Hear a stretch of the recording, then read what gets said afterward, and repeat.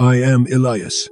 I speak to you from a frontier where the light of another world presses softly but insistently against the fragile contours of this one.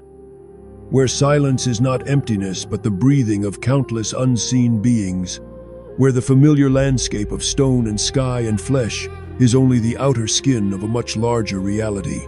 In that reality, some lives stand out like mountains, lit from within by a strange fire, caught in the ceaseless exchange between heaven and earth. Among these lives is that of the Friar, whom the world has come to know as Padre Pio, and at the heart of his hidden story stands a single, radiant companion, his guardian angel. To understand how extraordinary this relationship was, we must return to the smallest beginnings, when he was still a child, and the world around him was simple. Imagine a village of narrow streets and low stone houses, with fields spreading out beyond, patched with earth and rock and olive trees. The days are marked by the tolling of a church bell, the bleating of animals, the call of a mother from a doorway. It is a world that seems self-contained and ordinary. Yet in one small house, under a roof of tiles, a boy lies awake at night, staring into the darkness with eyes that are not afraid. He is listening. The room is dim, lit perhaps by the faint glow of a candle, perhaps by the pale, filtered light of the moon seeping through cracks in shutters. To anyone else, the shadows on the walls are just shadows. To this boy, they are the margins of a living presence. He senses someone near, not as one senses another person, with the ears and the eyes, but with something deeper, a sense that belongs more to the soul than to the senses. The air is filled with a quiet companionship. He begins to speak in a low voice, words that would sound like murmurs to a human ear, but which are, in fact, a conversation. He pauses as if listening, tilts his head, smiles slightly, sometimes grows serious, as if receiving counsel. From his earliest memory, this is how life is. The guardian angel, assigned to him by God before his birth, has chosen not to remain concealed behind the usual veil. God, knowing what places of terror and glory this soul would one day walk through, allows the boy to perceive his angel with unusual clarity, not with constant visions, not with spectacular apparitions at every moment, but with a steady, familiar sense of companionship, as natural to him as the presence of his parents or siblings. When others think he is alone, he is never alone. When others see him sitting on a rock in a field, watching the animals or the clouds, in truth, he is seeing more than sky and soil. A luminous intelligence stands beside him, loving him with a love that is fierce and gentle and utterly free of human weakness.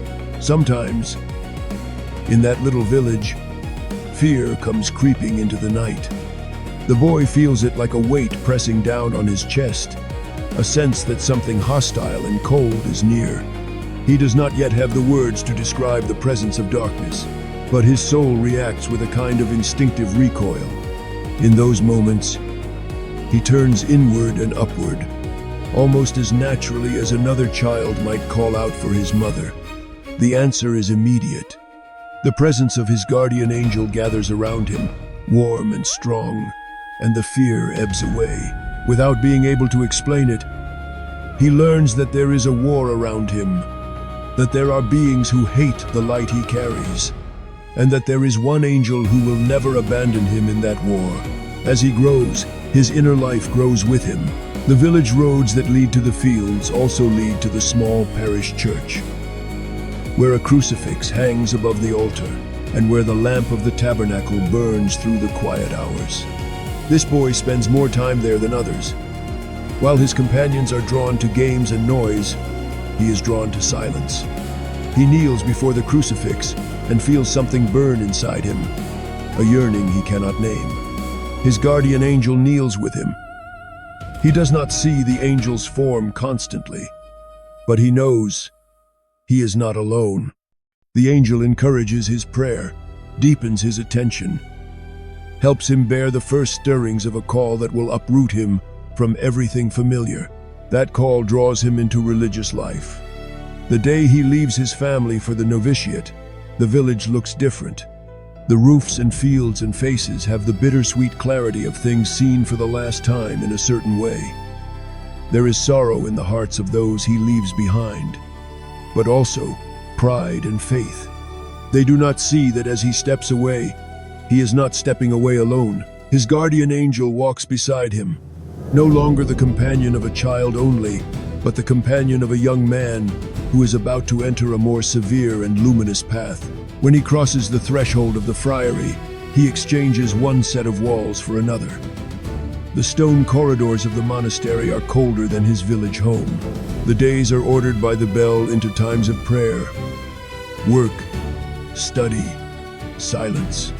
The rough wool of the habit scratches his skin. The sandals leave his feet partly exposed to the hard floor. Everything about this life is meant to strip away comfort, to free the soul from attachments so that it can belong more entirely to God. In this stripping, new vulnerabilities are laid bare.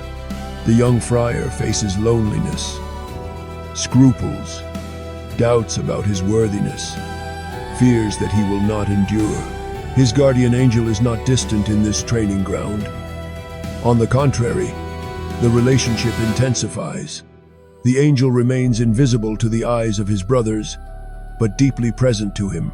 When he struggles with dryness in prayer, when the words of psalms feel like dust in his mouth, the angel quietly stirs his heart, reminding him that prayer is more than feeling. When he is tempted to pride because of some consolation received, the angel gently lets him sense his own fragility, turning his gaze away from self toward the giver. When misunderstandings arise in community and he feels wronged, the angel points him toward forgiveness and patience. In these years, he begins to distinguish more clearly the different voices that arise within.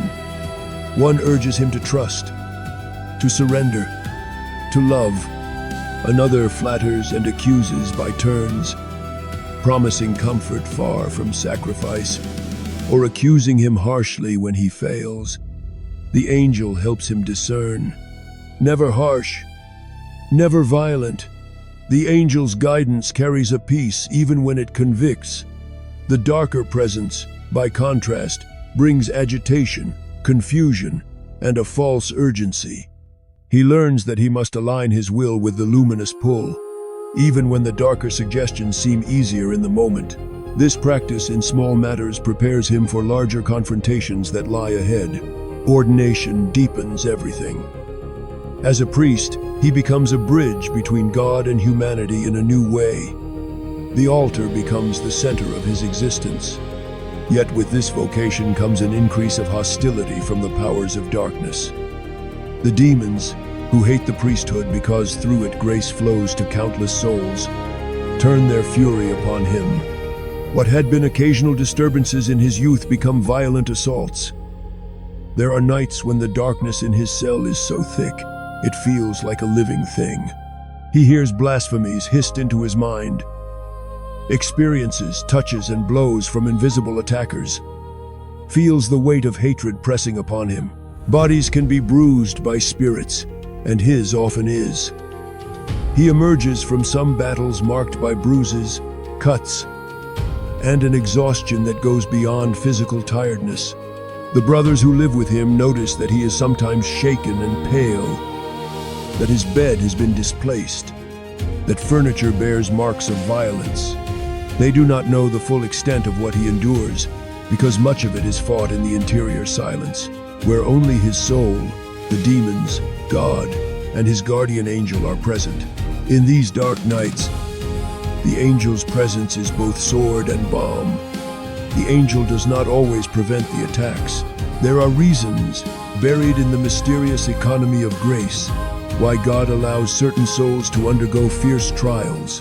Through them, they are purified, made more compassionate, drawn more deeply into the sufferings of Christ, and transformed into instruments for the salvation of others. The angel, faithful to God's will, does not shield him from every blow, but the angel never abandons him. Sometimes it stands at what seems like a distance, allowing him to fight bravely, knowing that a greater strength surrounds him, even when he feels alone. Then, when the assault reaches a point of extremity, the angel intervenes decisively. When this happens, the difference is immediate. A light that is not of this world seems to fill his cell. The suffocating pressure eases. The mocking voices fall silent or recede, as if driven back by an unseen force. He may not see the full form of his guardian angel, but he feels his nearness as an immense calm, a stillness with power at its core. The angel consoles, sometimes by easing his physical pain, sometimes by communicating a deep certainty that his suffering has not been meaningless. When he complains with almost childlike frankness that the angel seemed slow to come, the response he senses is not anger, but a tender, patient love, as if the angel were saying that it suffered with him in every blow and waited only for the moment appointed by God to intervene. These battles mark his nights, but his days are filled with a different kind of warfare. People begin to seek him out, drawn by stories of his prayer, his insight, and his compassion.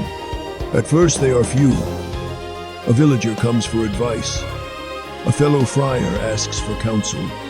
Then more arrive from further away. They write to him, pouring out their grief, their questions, their guilt, their confusion. They arrive at the monastery gate, some shy and hesitant, some desperate and demanding. He becomes a spiritual father to many. His guardian angel's role expands accordingly. When a letter arrives from a far country, written in a language he does not know, he does not turn it away. He opens it, places himself in the presence of God, and senses his angel drawing near. The words on the page are strange to his natural understanding, but their meaning begins to unfold in him. He perceives the sorrow of a woman who has lost a child, the despair of a man caught in addiction, the doubts of a young person wrestling with faith. He reads in silence. Then he takes up his pen and answers. Sometimes in the same language, sometimes in his own, but always with a precision that astonishes the recipient. Those who test him by writing in tongues foreign to his education find that he responds accurately. He simply says that his guardian angel helps him.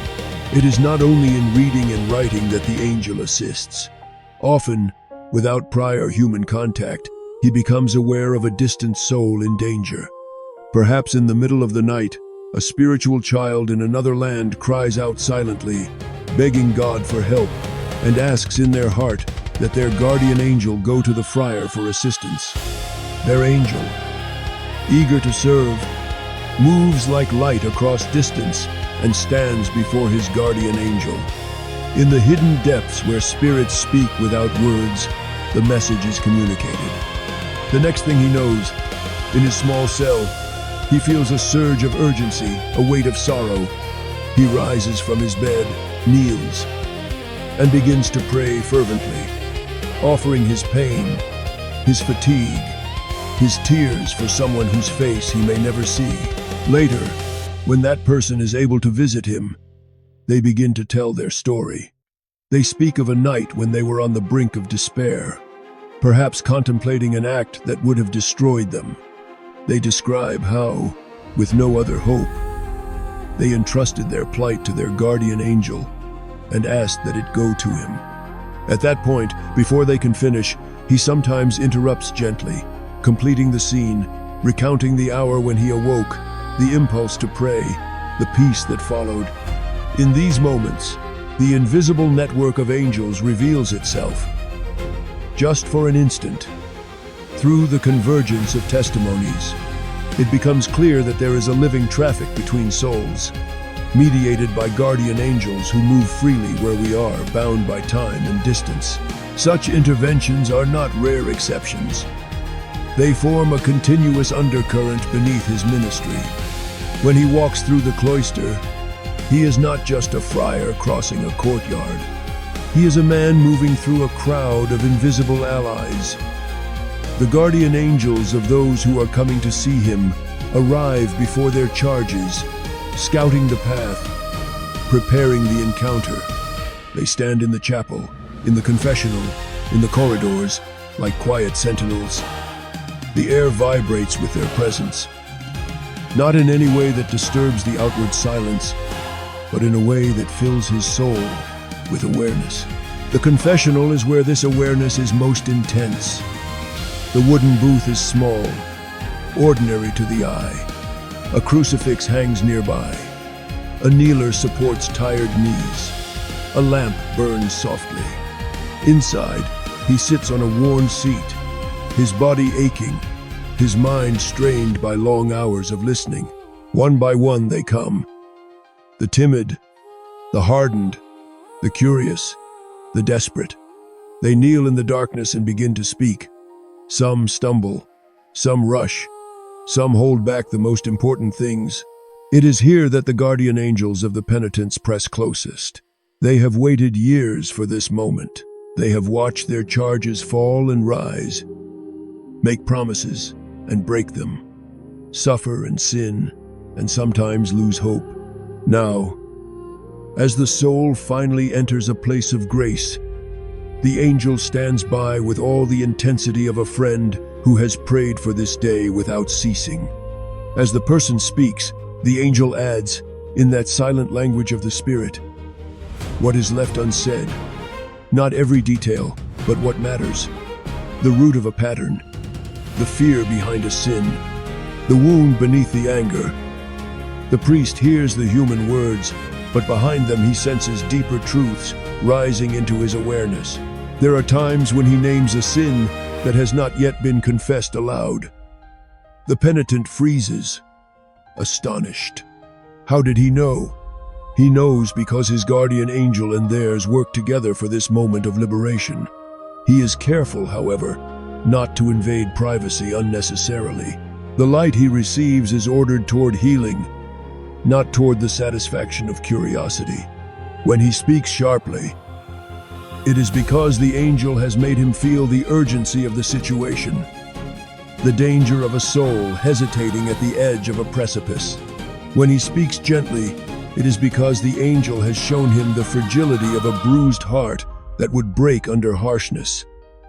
In either case, he is not acting alone. His knowledge of the angelic world shapes not only his ministry but also his teachings.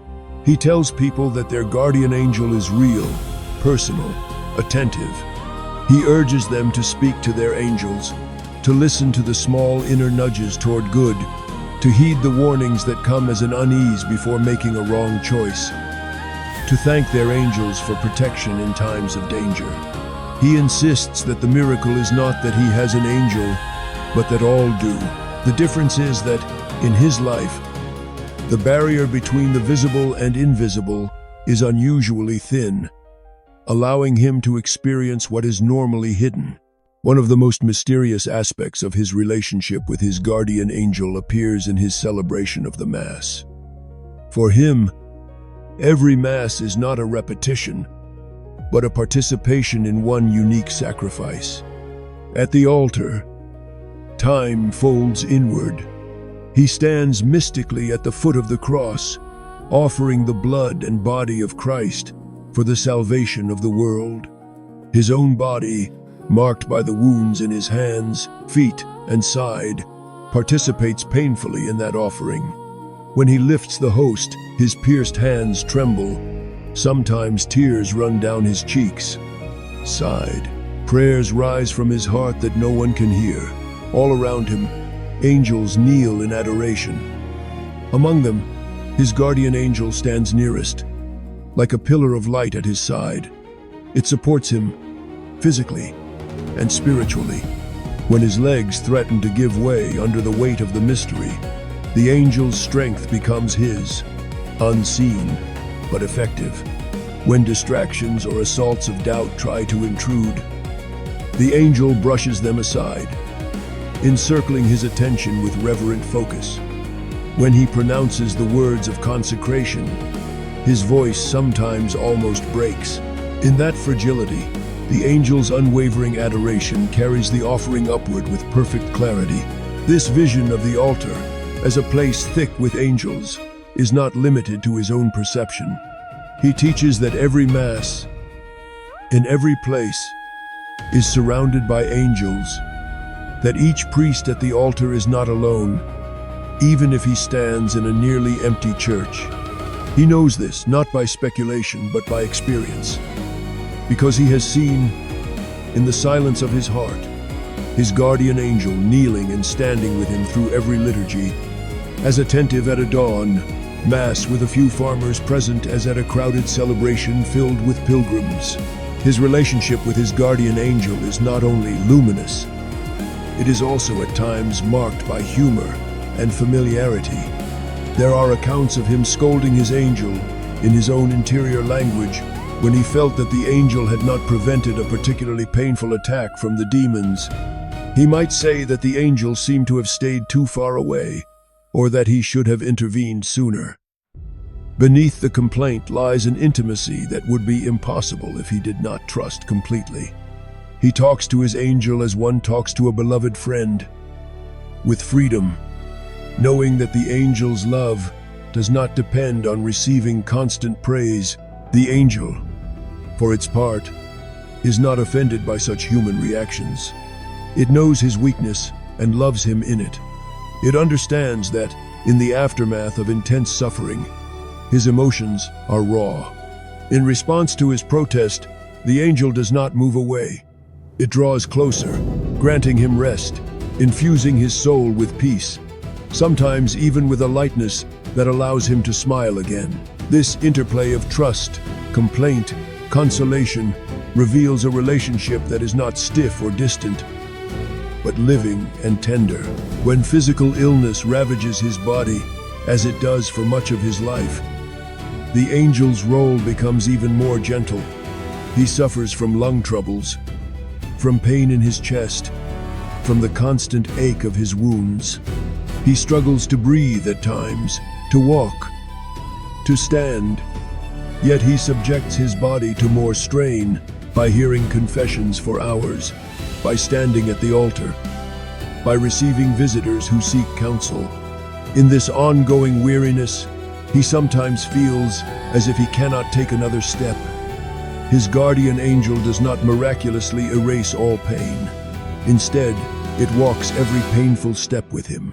At times, when he must cross the cloister to reach the confessional, it is as if the angel's presence steadies each footfall. When he sits and feels his back and head throb, the angel brings small renewals of strength. When his lungs burn and he struggles for breath, the angel reminds him inwardly that every breath given in love becomes a prayer more eloquent than the finest words. Through this, his suffering is no longer meaningless. It is woven into a tapestry of intercession that stretches far beyond his understanding. He tells others that when they are exhausted or overwhelmed, they too should ask their guardian angel for help. He assures them that the angel will not always remove the burden, but will give them the grace to carry it. Many who take his advice later speak of experiencing, in their own way, unexpected strength at moments when they felt they would collapse. They may not see or feel their angel as vividly as he does, but the fruits of the angel's help are tangible. Deep within, he knows that his guardian angel belongs more to God than to him, and that this is the source of the angel's fidelity.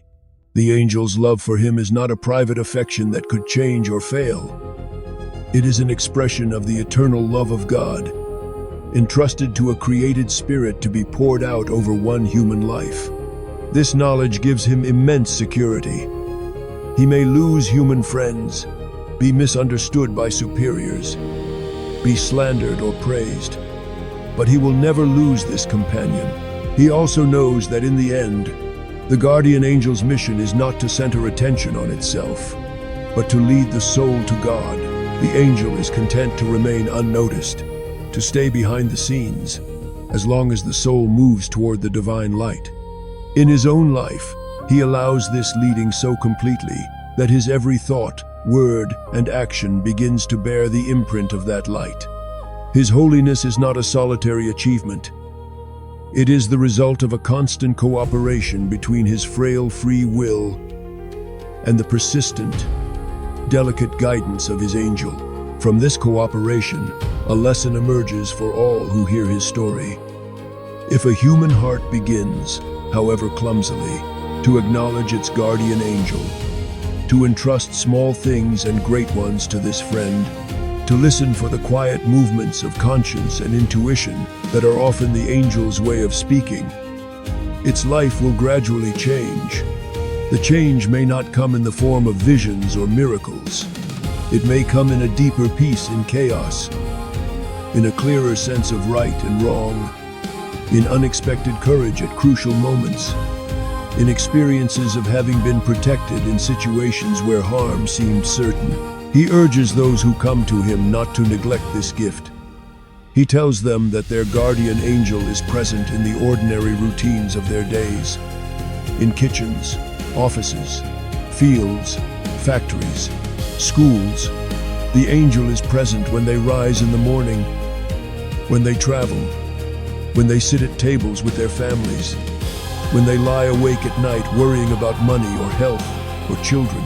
In all these places, the angel stands ready to help if only it is asked. The help may come as a small shift in perspective, a sudden idea, a nudge to seek advice, a memory of a word of scripture, an impulse to turn off a screen and pray. Each of these little movements, if followed, guides the soul away from dangers and toward life. He is equally clear that angels remain faithful even when we are not. When someone falls into serious sin, their guardian angel does not abandon them in disgust. It grieves, in a way beyond human grief, because it sees more clearly than anyone the harm being done to that soul. It redoubles its prayer and its efforts, seeking opportunities to bring that person into contact with grace. A conversation, a book, a sudden confrontation with the emptiness of their path. When finally the person turns back, perhaps after many years, perhaps in a single desperate cry, the angel rejoices more than we can imagine. As he ages, his own body weakens, but his interior communion with his guardian angel grows stronger. There are fewer distractions now. The world's clamor continues at the monastery gates, but inside, in his cell, a deep stillness settles. His nights are still marked by suffering. Yet in that suffering, the presence of his angel is almost constant. It is as if, the closer he draws to the threshold of eternity, the thinner the remaining veil becomes. The angel, who has accompanied him from infancy, prepares him for the final journey.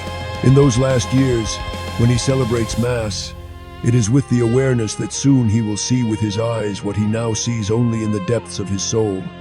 When he hears confessions, it is with a tenderness sharpened by the knowledge that time is short and that each soul is infinitely precious. His guardian angel, sharing his sense of urgency, works beside him with even more intensity, though without rest or fatigue. The hour of his death, when it comes, is steeped in prayer. He has given everything. His body is marked by wounds and illness. His mind has carried the sorrows of multitudes. His spirit has been stretched between heaven and earth in countless acts of intercession. At that hour, the presence of his guardian angel is not symbolic. It is immediate and overwhelming. The angel, who has watched every step, every tear, every temptation resisted or yielded to, now stands as a luminous companion at the gate between worlds. It encourages him to trust, to let go, to surrender at last into the arms of the one for whom he has lived. For him, the passage is not into an unknown emptiness, but into a reality he has glimpsed all his life. The first face he sees is not the angel's. For the angel, with humility, steps aside so that God may be all in all. Yet the angel's joy in that moment is vast. because its mission is fulfilled. It has guarded him faithfully, and now accompanies his soul into the embrace of eternal love. In telling this story, I have shown you a relationship that is unique in intensity, but universal in pattern. You too are accompanied. There is, by your side, a guardian angel whose love you cannot exhaust, whose patience you cannot wear down, whose vigilance does not sleep. Your angel has watched you from your first breath, through your childhood, through your rebellions, through your hidden kindnesses, through your smallest and greatest pains. It has stood beside your bed in sickness, walked with you in crowds, waited for you in empty rooms, listened to your thoughts even when you refused to pray. It has fought for you in ways you will not fully know until eternity unveils all. If you begin, even in a trembling and uncertain way, to acknowledge this angel, to speak with it, to ask for its help, to thank it, you enter into the same current of grace that carried Padre Pio through his extraordinary life. You may not be called to the same visible works. You may not endure the same spectacular battles. But in your own vocation, with your own cross, you can experience the tenderness, fierceness, and unwavering loyalty of your guardian angel. And as you do, you will slowly discover what he spent his life trying to teach. That no one, not the famous, not the hidden, not the saint, not the sinner, walks alone.